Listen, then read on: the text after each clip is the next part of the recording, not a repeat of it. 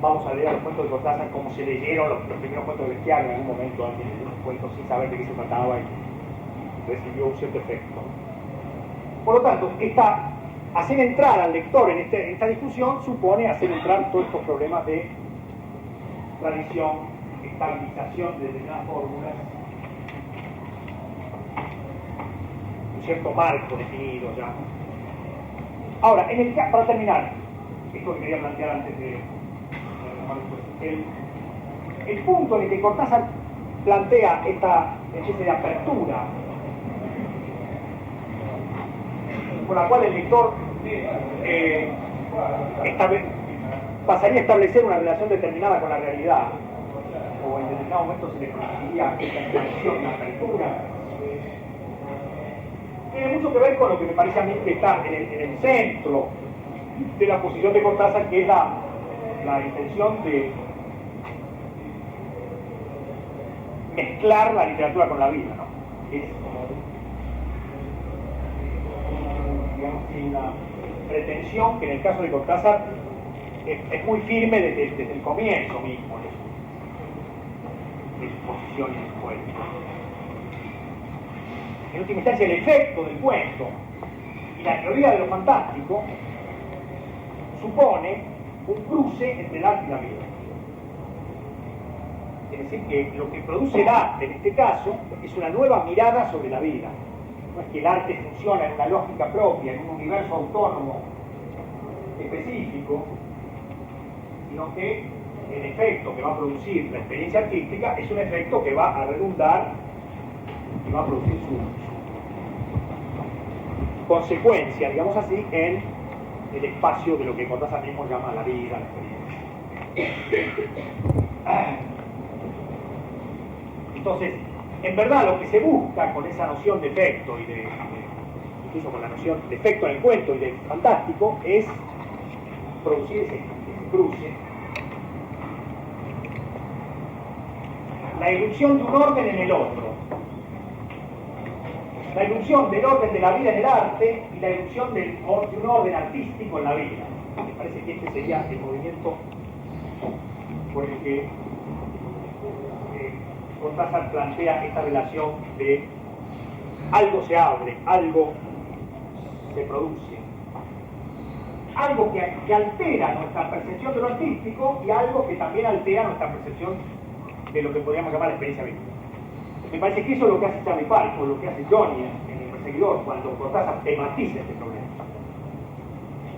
Es alguien que modifica la relación con el arte porque lleva a la relación artística una función vital que no pertenece a la tradición estereotipada de la cultura, ¿cierto? Y por lo tanto lleva al campo del arte una suerte de tensión que modifica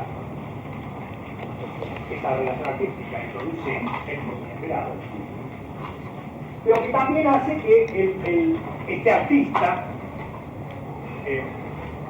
le dé una forma a su vida que tiene que ver con una estructura artística trasladada a la experiencia vital. La intensidad de la experiencia de vida de Johnny en El Perseguidor es en realidad el intento de no perder nunca la cualidad artística de la experiencia.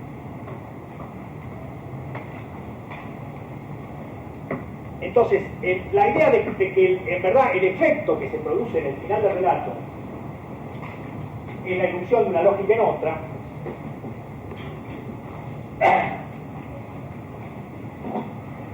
para Cortázar, me parece a mí, es la idea por un lado, de la irrupción de un cierto orden anticultural, que sería lo que Cortázar entiende muy ligado a esta culturalista con la vida, algo en contra de las formas estereotipadas y cristalizadas de la experiencia cultural,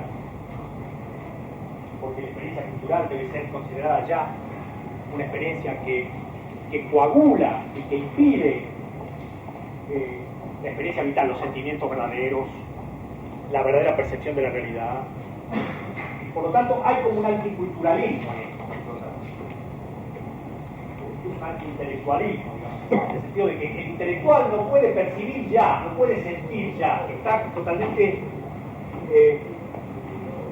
acorazado, vamos a decir así, por los modelos culturales, por las formas muertas de la cultura que lleva su historia. ¿Cómo sacarse de encima estas estructuras estereotipadas y tener por fin acceso a la vida real es un tema? Pero al mismo tiempo es una de las formas que produce esta noción del suspenso de sentido, digamos, que tendría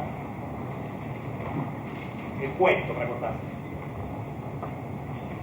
Podría parecer algo que escaparía a lo que podríamos considerar la tradición de las formas establecidas de comprensión de la religión.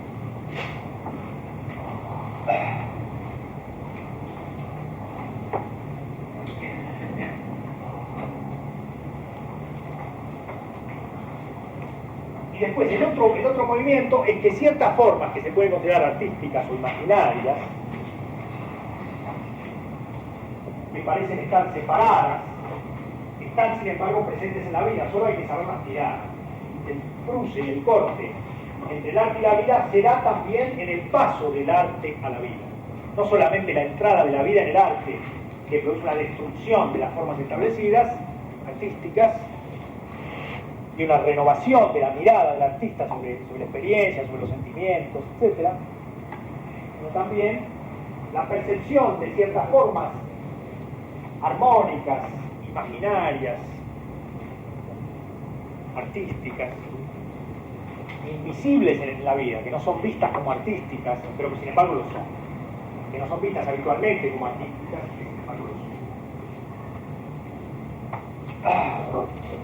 Me parece que por este lado, donde Cortázar trabaja más intensamente este asunto, es en la tensión, por supuesto, entre los sueños y la realidad, ¿no? Ese sería como el espacio de prueba que Cortázar maneja con mayor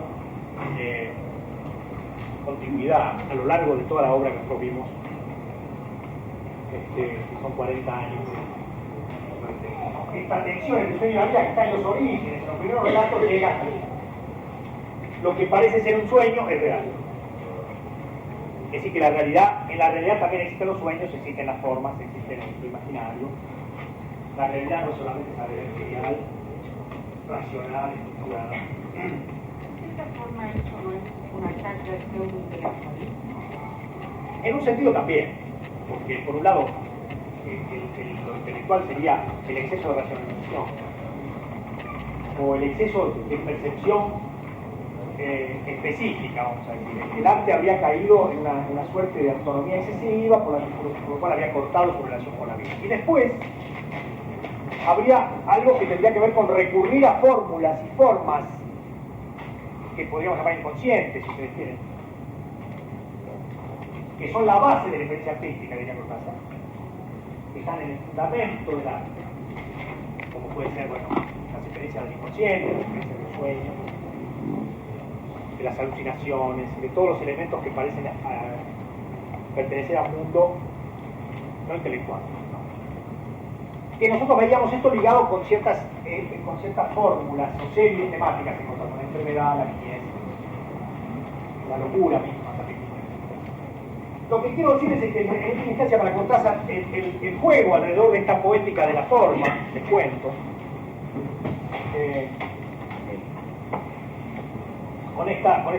con esta atención a los fenómenos paranormales o anormales, en el sentido amplio de la expresión, en el sentido más metafórico, y aquel que tiene una sensibilidad extrema, que le permite percibir en la vida elementos que Cortázar llama figuras, es decir, formas que son invisibles en la experiencia, pero que sin embargo dibujan formas, vamos a llamarlo así, de sentido invisibles, que tienen que ver con elementos muy secretos, muy ocultos. Esta idea de los cruces y de las figuras y de los lugares de pasaje, que es otro de los elementos sobre los cuales insistimos y sobre los cuales Cortázar insiste todo el tiempo, porque este pase de la vida al arte, digamos, y de lo imaginario a lo real, todo este movimiento, que podemos darle nombre, todos los nombres que Cortázar le da a los relatos,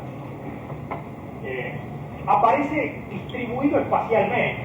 Me parece que este es uno de los grandes logros de Cortázar. Establecer este pasaje como una construcción divisible espacialmente. Las galerías, las puertas, todo ese tipo de movimientos, porque hay un momento en el que es posible imaginar que del otro lado de algo se abre la posibilidad de esa incursión.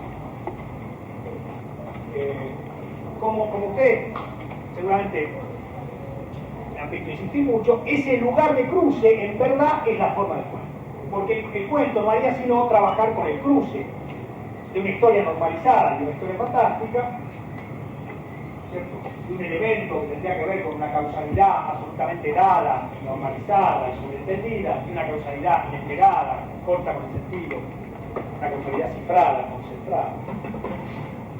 Entonces, esto que aparece como un tema y aparece como una posición de poética en Cortázar, es también la forma de su relato.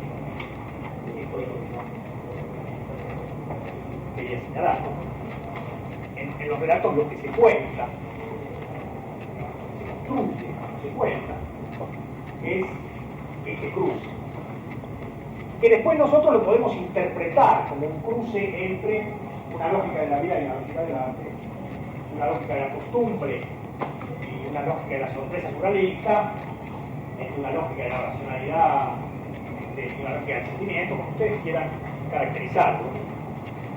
Pero en última instancia me parece que por este lado Cortázar define el funcionamiento de la cosa.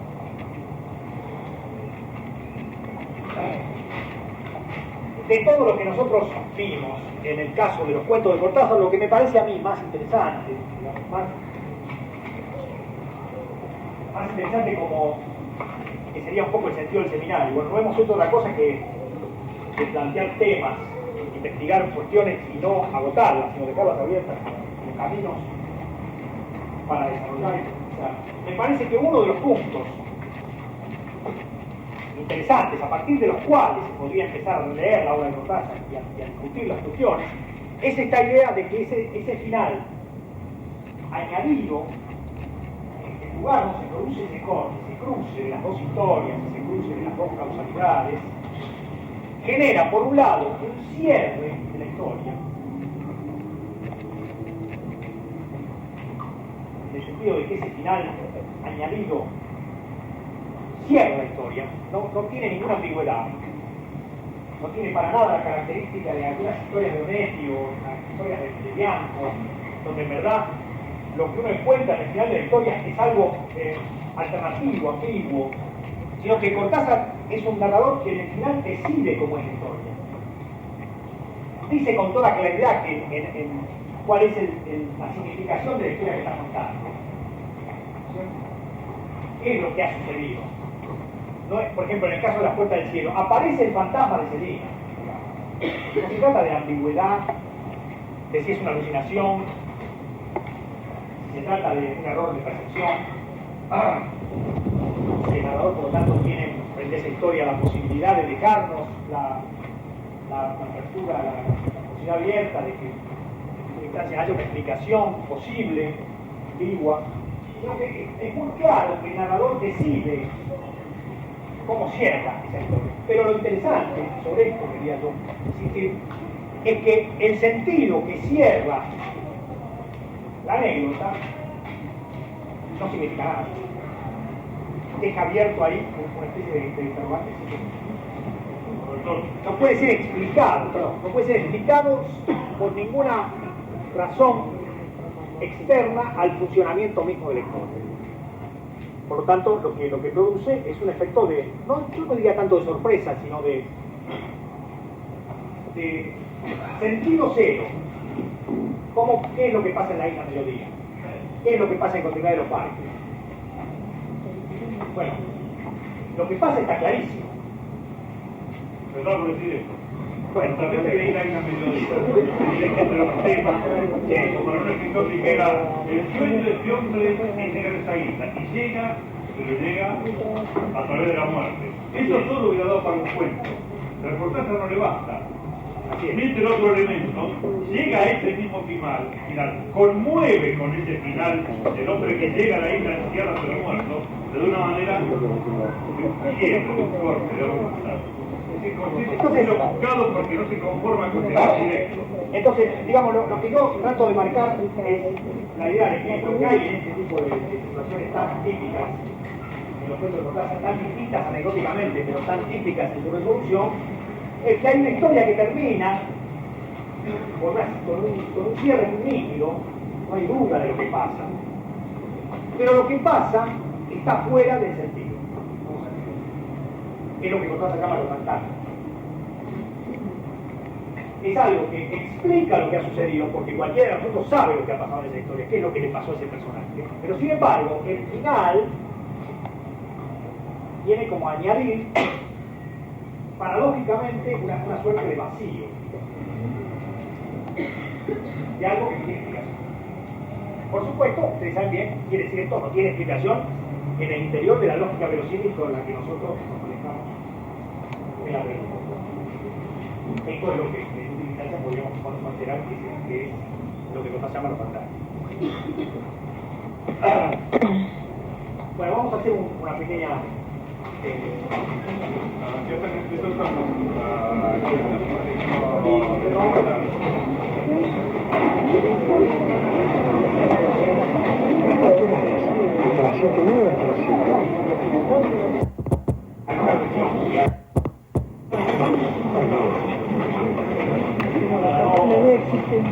impresión de que las características que tiene el tipo de trabajo que tenemos que hacer por la cantidad de géneros que define un poco el registro del trabajo obliga entonces a que las exposiciones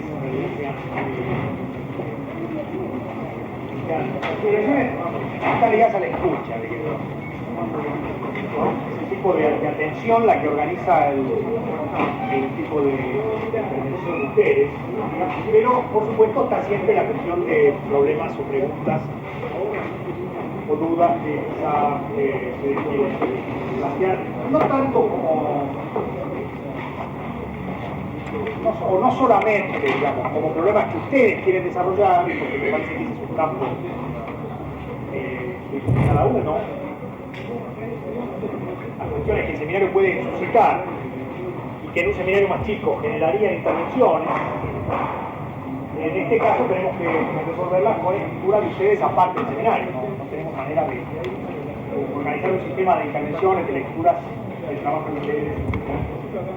Por lo tanto, habría un campo de cuestiones abierto por la discusión de los problemas que yo confío en que se funcionarán como motivadores de trabajos futuros de ustedes para que el seminario fuera de todas maneras, yo me refiero a problemas que ustedes crean que es necesario ampliar. Los problemas que yo he planteado. Cuestiones que se pueden pronto estar un poco aprovechando esta última reunión. Porque en verdad hemos trabajado sobre dos cuestiones simultáneamente, tratando de que el debate de los cuentos de Cortázar sirviera para definir y discutir los problemas generales de la poética del cuento. Y que al mismo tiempo la discusión de la poética del cuento nos ayudará a ver ¿cómo llamarlo?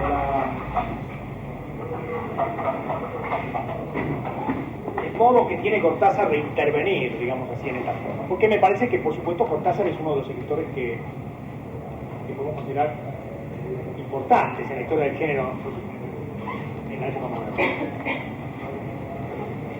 No solamente por la dedicación que tiene al género, sino también por el tipo de aporte, vamos a decir así entre comillas, que le ha hecho a ciertas figuras de la forma de relato. Que me parece que ha sido muy fiel a un descubrimiento, como suele suceder con los escritores, ¿no? Con los artistas. Me parece que él capta un elemento de la forma y es fiel a ese elemento y escribe todo el tiempo ese relato donde está todo moviéndose a la vez. ¿No? Me parece que es ahí donde Cortázar encuentra punto político. La otra cosa que habría que decir en relación con Cortázar, con Borges y con la tradición del género en la Argentina es que paradójicamente en la Argentina el género no ha sido cultivado en función del intercambio económico, que ha sido una de las características que explican el auge del género en Estados Unidos, ¿no? Como bien sabemos. Los escritores norteamericanos básicamente escriben relatos cortos porque los relatos cortos se pueden vender en las revistas, y vendiendo relatos en las revistas los escritores se pueden mantener mientras escriben sus novelas. Si ustedes leen la correspondencia de Scott Fitzgerald, que es un gran escritor de cuentos, o la correspondencia de Faulkner, que es un extraordinario escritor de cuentos, verán que sin embargo para ellos ese género es un género menor, en el sentido que escribían cuentos para ganar dinero. Lo cual no quiere decir que no se consigan logros como los que ellos consiguen. No hay por qué pensar que porque uno escribe para ganar dinero, lo que escribe vale menos.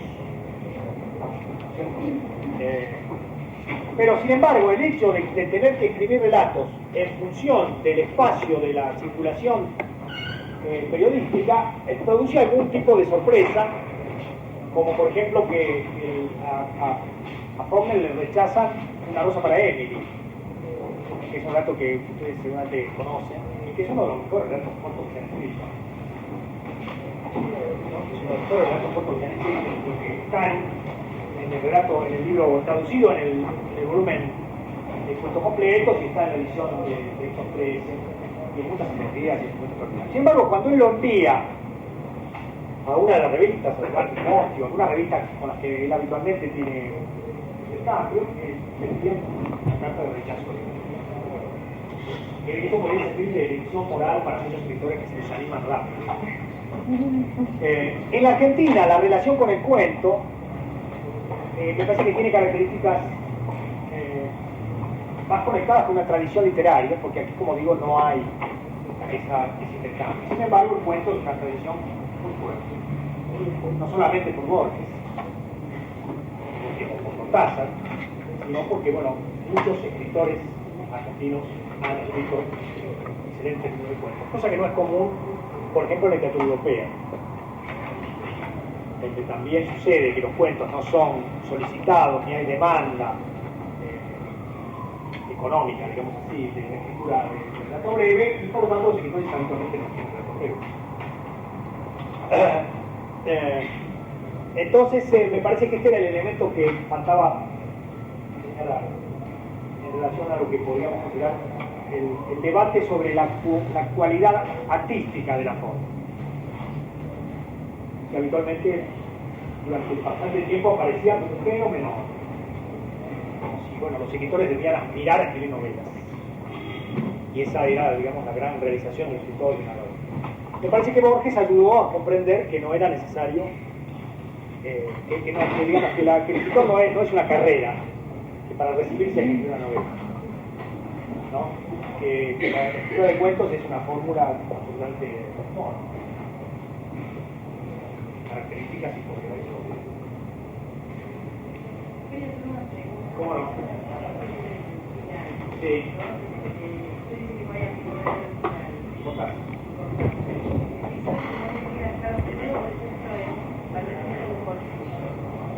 Me parece que hay que volver a título.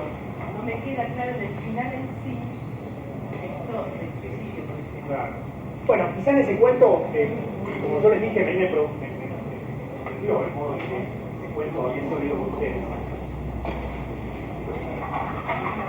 Sin referirme directamente a la relación de los profesionales, pero diría que si nosotros hubiéramos tenido más clara la noción de que Cortázar siempre cierra los cuentos con una historia sin ambigüedad, nos hubiéramos sorprendido por ese final ambiguo a primera vista.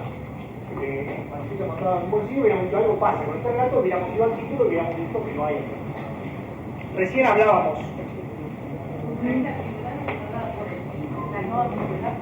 Bueno, el título no pasa nada. El título es un elemento importantísimo. En el caso de los cuentos de Cortázar es muy importante. Y en el caso de los cuentos y de los relatos de cualquier escritor, el título es algo que ustedes no deben dejar de leer. Y a menudo los títulos son trampas. Es decir, a menudo los títulos tratan de no decir lo que uno va a leer. De todos modos, En algunos casos, a mí me pasó, honestamente, cierta perplejidad porque del final del relato, por lo menos yo no sigo estrictamente que se trate de suicidio. claro. ¿Se entiende? O sea, puedo poner Sí. una hipótesis descabellada de decir, es el escrito que sorprende a una esposa y que da cuenta de cierta aventura del marido. Digo, Bueno, entonces, es cierto. no me cierra. Es cierto. Es verdad, digamos, habría que construir a esa esposa. ¿No? Digamos, pero no apareció en el relato. Lo que aparece en el relato es la situación del subte, y la situación del subte supone la posibilidad de suicidio. Por lo tanto, la inferencia de la esposa es una inferencia fuerte, porque hay que construir un personaje que en el relato no aparece nunca. Mientras que la posibilidad del suicidio en el subte está mucho más implícita como historiador, digamos, como una historia que no se narra, pero que está presente, que es posible. No digo que esté narrada en el sentido estricto la situación, que se podría, por supuesto que Cortázar podría haber sido más explícito. No habría costado nada poner. No, pero quiero decir con esto que les digo parece ingenuo. Está dicho con la intención de que ustedes se den cuenta que si Cortázar nos dice en algún momento, el personaje nos dice, me parece que me voy a suicidar, porque Cortázar no quiere que esto esté presente sin decir. Pero profesor, la razón por la cual no hay obligatoriedad de pensar el suicidio es que en ningún momento en esa búsqueda incansable y frustrada cada vez piensa entender que está cerrada. No, pero él lo da. Él lo Está deja cerrada, lo dice. No da a entender que está cerrado, pero da a entender que el personaje está en una situación sin salida, porque no puede estabilizar la relación con esa mujer, vuelve a entrar en una especie de... parece, si ustedes quieren trasladarlo a una historia más normalizada, digamos, parece la historia de un jugador, de un adicto.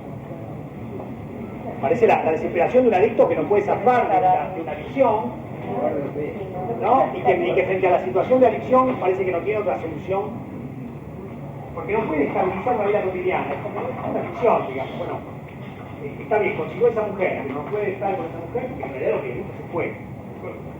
También la presión Y al mismo tiempo el juego lo angustia, digamos, está dicho en el relato. y la presión tan fuerte en los relatos de Cortázar de la muerte.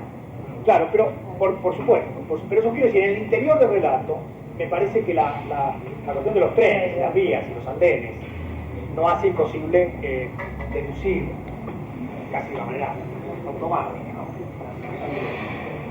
Pero por supuesto que el relato mantiene en este punto un tipo de ambigüedad que no recién con el estilo que tiene este seminario, donde todas las cosas interesantes se discuten aquí.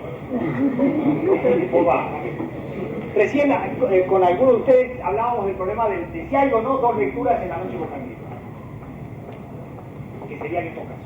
Y yo creo que no hay dos lecturas. Que no es que hay una posibilidad de decir que en La noche boca arriba hay una ambigüedad entre un tipo de sueño, un tipo de personaje y el sueño del Moteca. Lo que en realidad Cortázar narra la historia de un Moteca que sueña algo incomprensible con una motocicleta y lo dice. Después uno puede encontrar ahí una insinuación para explicar cómo es posible que un Moteca o un mexicano precolombino imagine una situación con tanto detalle. ¿Cómo puede ser que imagine? Pregunta de sentido común. Pero bueno, eso es lo que genera lo fantástico. La misma pregunta que genera la Isla Mediodía. Si nosotros tuviéramos que avanzar en la posibilidad de explicar esto, podríamos jugar con la noción del doble, que está implícita en el relato. Podríamos entonces, sin dejar de decir que el relato tiene un final muy nítido, que el narrador apuesta por un tipo de final, por un tipo de historia, que es el Moteca quien ha soñado todo, con el modelo de las ruinas circulares, de las ruinas circulares de Borges. Pero bueno, podríamos decir que en realidad es la historia de un doble que está fuera de tiempo en relación al otro. Como si alguien tuviese un doble que le conoce toda la experiencia y que casi vive con él, no ya un doble como Axolotl, y no ya un doble como Pordiosera, sino un doble que está en otro tiempo, ¿no? Alguien, la posibilidad de que existan. Entonces, bueno, ahí habría como una posibilidad de entender el relato es dos relatos simultáneamente.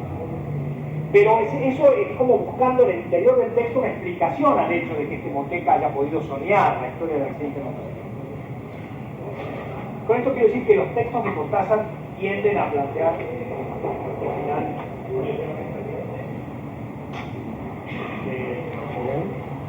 bueno, que el manuscrito acá de un bolsillo, que él ha jugado ahí con mayor ambigüedad, con un poco más de ambigüedad, menos implícita la cuestión.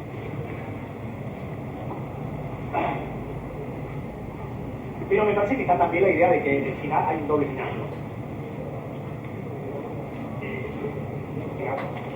Bueno, está por un lado el final de lo que podemos cada uno de nosotros imaginar que pasó con esa mujer, porque me parece que la muerte parece estar ligada al hecho de que la pierde, ¿no? La muerte es el hecho de que la perdió esa mujer.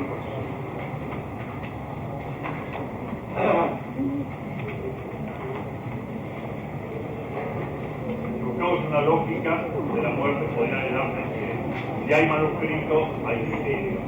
Si no, para que sea manuscrito. Eso es lo que quiere decir. Ahora, también es verdad que se podría pensar que el manuscrito lo encontró. O él se le cayó el bolsillo. No, que el bolsillo no se le cayó, se le cayó el saco. Pero me dio el saco. Por supuesto que es posible. ¿Para qué lo escribe? No, es posible imaginar una situación en la que ese manuscrito fue encontrado en una situación que no es de muerte. ¿Sería posible imaginar eso?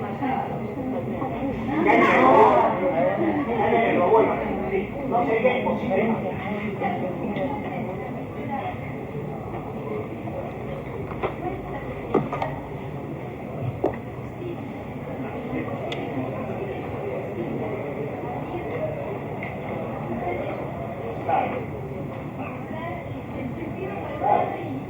Claro, bueno, es eso lo que él no hace. Lo posible, lo ambiguo, por ejemplo, en un relato de Onetti, o en un relato de Liano, o en un relato de James, ¿qué es lo posible? Son los posibles narrativos. Hay una historia que avanza de una manera o de otra. Que sería el final del manuscrito de encontrar un bolsillo sin alma. Tenemos los posibles narrativos. Sale, la encuentra y se casa con ella, sale, la pierde. Eso quiere decir que el relato abierto, como el examen de la obra de Mercuán. Es un texto de los posibles narrativos, ¿no? Bueno, cuando uno está narrando una historia y hay un personaje en un andén que está detrás de una mujer, uno puede decidir que encuentra a la mujer pero no la encuentra. Por eso narrar es tomar decisiones todo el tiempo. Uno tiene que decir que sí y seguir la línea de que la va a encontrar. Uno puede tener un relato con una situación en la cual los posibles narrativos estén abiertos. No es lo que hacemos. El caso de este relato, nosotros podamos imaginar, porque yo estoy tratando de no poner para mí es relato, y yo puedo imaginar que sí, que es verdad, que ese manuscrito fue robado, que ese saco se cayó, pero me parece como la lucha en ese personaje, con la situación existencial que vive, no quiero que crea que es posible.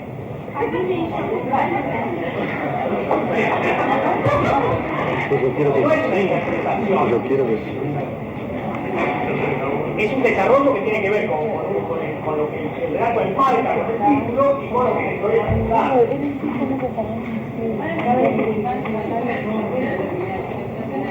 Terminando esto, para el jugador de Checo, porque una vez que estábamos comentando el entrenamiento,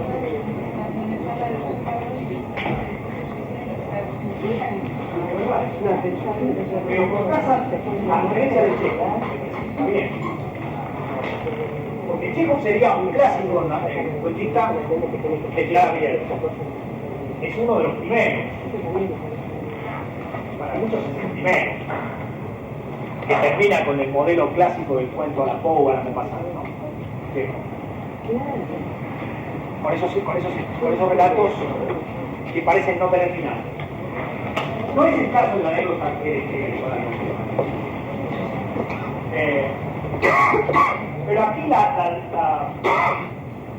lógica de la doble historia, porque lo que a mí me interesaba no era tanto el hecho de que el jugador se mate en contra de la previsión de que no se va a matar porque ganó. Lo que me interesa es que el hecho que se mate hace ver que el suicidio no tiene que ver con la historia del cuerpo. En el caso de Cortázar sí tiene que ver. Lo cual no quiere decir que ahí se asienta, en otra vez es más nítida la existencia de los hijos. En el caso del cuento de Cortázar también está, pero tienen estos problemas. Surgen de esta discusión. La otra historia está solamente contada en el tiempo. Hay un relato conocido, por eso me hizo recordar cuando se llama manuscrito tallado en una botella. Se refiere a manuscrito en una botella, ¿no? Bueno, es un Y género. pareciera como que si lo ve por ser entrada más, Es un género. una intersexualidad con un título que podría ser manuscrito tallado en una botella. Este hombre que está a la deriva, es un libro de un bolsillo, como No, yo creo que ustedes insisten en esta discusión porque no quieren aceptar que no conocen. ¿Cuál es el origen de esto? Traigo el origen de esto, la forma como usted lo planteó. Usted vino y dijo, me extraña que el santo se revela ninguno haya advertido a ninguna de las Ustedes que plantearon el hecho de que tampoco se haya advertido. Es que las personas no se conocieron. pero mucho menos de lo que yo podía esperar. Sí. Por favor, ya terminamos. Quería preguntarle si esto que a mí lo que me llama la atención es cuando usted dice no hay ambigüedad en los relatos de Cortázar. Yo encontré otro relato que a mí me parece que hay ambigüedad, que es Después del almuerzo. ¿Lo recuerda? Sí, hay ambigüedad porque no se sabe quién es el personaje que es transportado. Pero no hay ambigüedad respecto a que la familia quiere sacarse por encima. Sí. Pero ¿de qué sujeto se trata? En eso, No, eso sí, ambigüedad. eso sí. Entonces uno puede pensar que hay ambigüedad en algunos relatos de Cortázar. Claro, pero la ambigüedad es cierto que la dice. Es ambigüedad en el personaje, pero no en la resolución de la anécdota.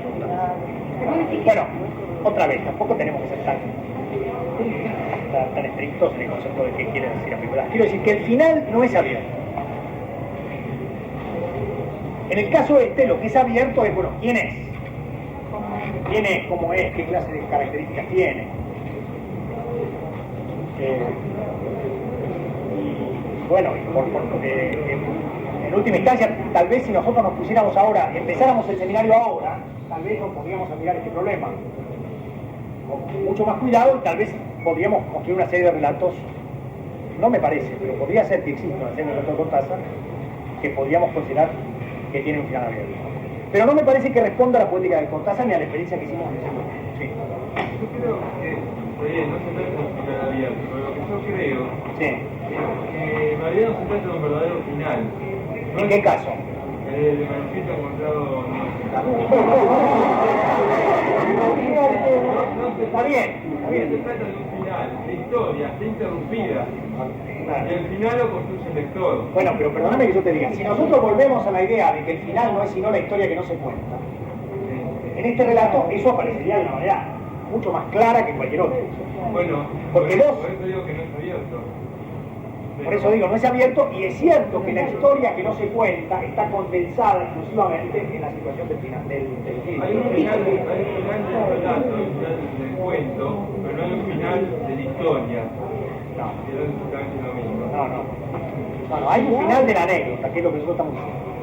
Yo no digo, vamos a volver a decir lo que dijimos a lo largo de todo el trabajo. No, yo no estoy diciendo que el relato no tenga interpretaciones ambiguas, imposibles y múltiples y ambivalentes.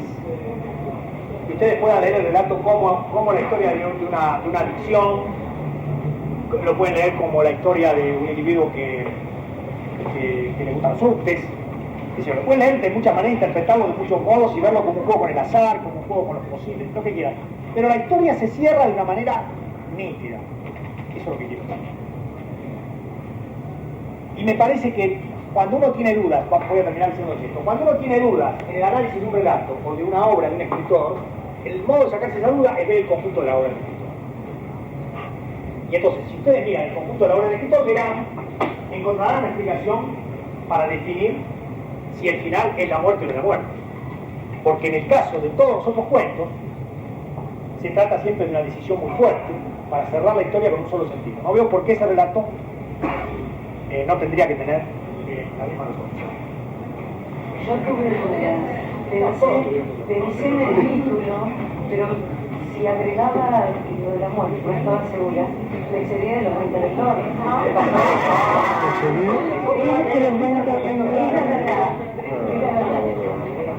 El personaje murió y empezar así. Bueno, dejamos aquí. El personaje murió, hay que empezar a decir eso. Sí, hay que leerlo. Para que se tenga vergüenza.